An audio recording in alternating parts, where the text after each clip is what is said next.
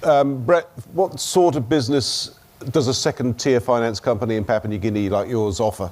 So our portfolio is predominantly made up of the SME funding, so about 55-60% is SME funding, yep. small to medium, and the balance of that is consumer.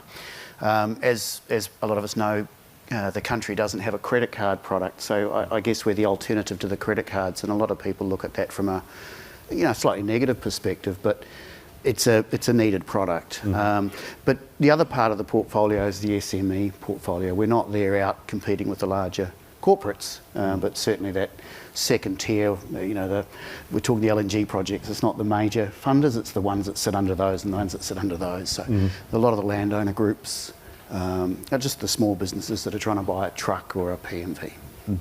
So we heard before about some of the plans of some organisations in your sector to turn into banks, to acquire a banking licence. What's Fincorp's strategy for growth in this market? It's a crowded space. Right. And I think you've got to look at your own business and decide whether that's an appropriate path for you. Certainly there's potential there. I think the thing is to look at the customer and what does the customer need and what's best for the country. And what does the country need? Yes, I think it does need another one or two banks. We may or may not be in that space, but I think we need to look at developing exactly what customers need as opposed to just going, let's go and do it. The potential is there. The challenge is the regulatory space. The challenge is making sure you've got the wherewithal to do it and the financial backing, which we do. What about the whole opportunity to seize the digital nettle, as it were? There's a lot of work being done to digitise financial services.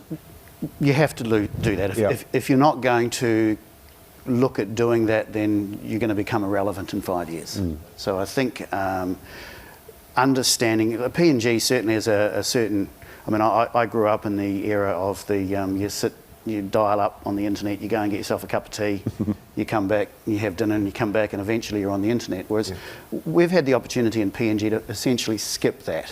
And particularly with the new digital networks coming in, so Vodafone coming in and challenging that space and Digicel with their network coverage, I think we'll soon see 5G being quite predominant. And that then gives us the opportunity to look at how do we provide a better service to the customer base and to grow into the next 5 years. And I think digital is an absolute key, and we're certainly looking at a lot of that.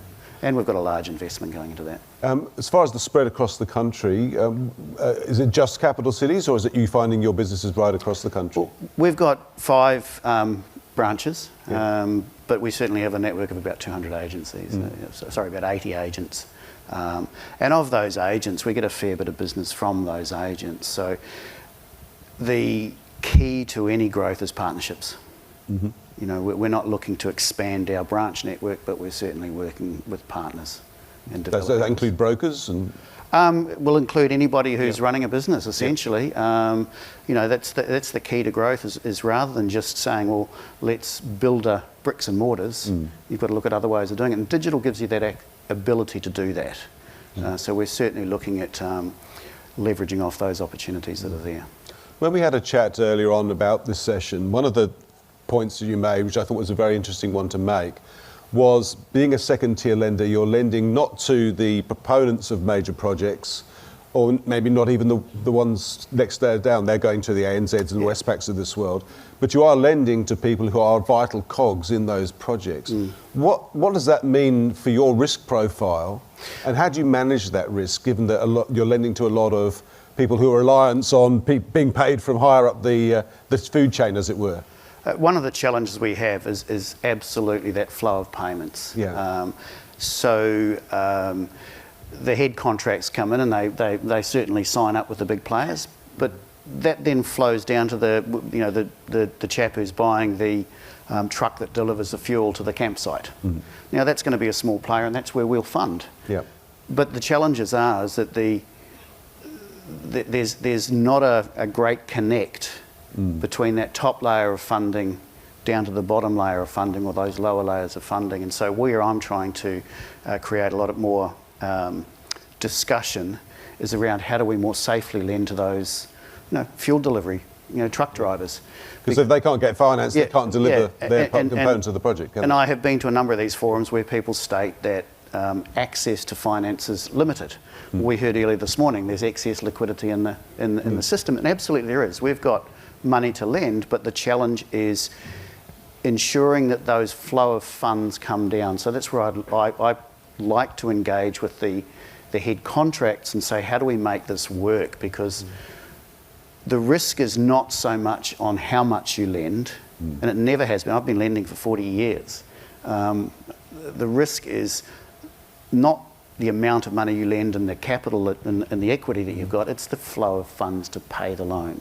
Right. And so without that ability to satisfy ourselves that somebody's got that capacity, obviously we're going to not lend or lend at higher rates. The objective I have, particularly with Fincorp, is to try and bring those rates down, but we need surety of payments. We need that cash flow to come through.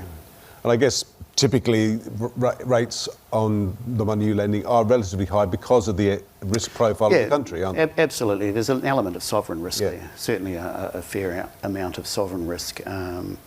But we've put into the market one of the lowest school fee loan rates, but there's a lot of issue around trust. So there are challenges of trust. I mean, that's a big thing. That's what any bank, any financial institution does, is they've got to rely on trust. People have to invest their money with them. And I think you mentioned one of the other issues, the challenges that we have, and particularly with Clarence here saying that there's a number of financial services being registered. That's a big challenge for us, being all the non-licensed financial institutions, which are unregulated, which charge exceptionally high rates, and maybe use some challenging practices to get their money back. Well, I guess crowded market, competitive market, hopefully there's some benefits to that competition as well, or do you think there's unfair advantage in some areas? There are some unfair advantages, but they are charging a lot higher rates, and they will come around and knock on your doors at all hours and ask for money back. Now, being regulated, we've got to make sure that, if somebody is in a challenged financial position, we have to work with those people to bring them out. And I've got a number of customers that have been heavily impacted by Porgera. Right. And so this is the closure of the Porgera mine, which is certainly, years ago now. Absolutely. Yep. And we're trying to work with those to come up with arrangements. So I think somebody mentioned before that the provisioning was obviously gone up. We were one of those entities that raised our provisions quite significantly 2020. Right. Lots of challenges in that space. So it's a challenging market from a cash flow perspective coming in. The flow of funds through the government, anything through the government sector is challenging for us. In your longer term forecasts, how are you seeing the market in your sector growing? From our perspective, we're doing better this year than we were last year. Right. Under budget, so I'm pushing the team, but from a financial sales perspective for revenue and, we're performing better than we did last year.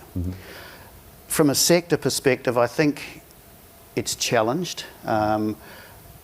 I believe the back end of this year will be a lot better. We've had significantly leading up into the elections. It's been very, very challenging. A few things get put on hold during elections. Well, particularly when you're talking about that consumer sector for us, the credit card kind of space, that dropped off significantly because there was a lot of cash in the system. And where does the cash come from? It's not coming to us. No. So it's flowing into those people that would normally borrow. So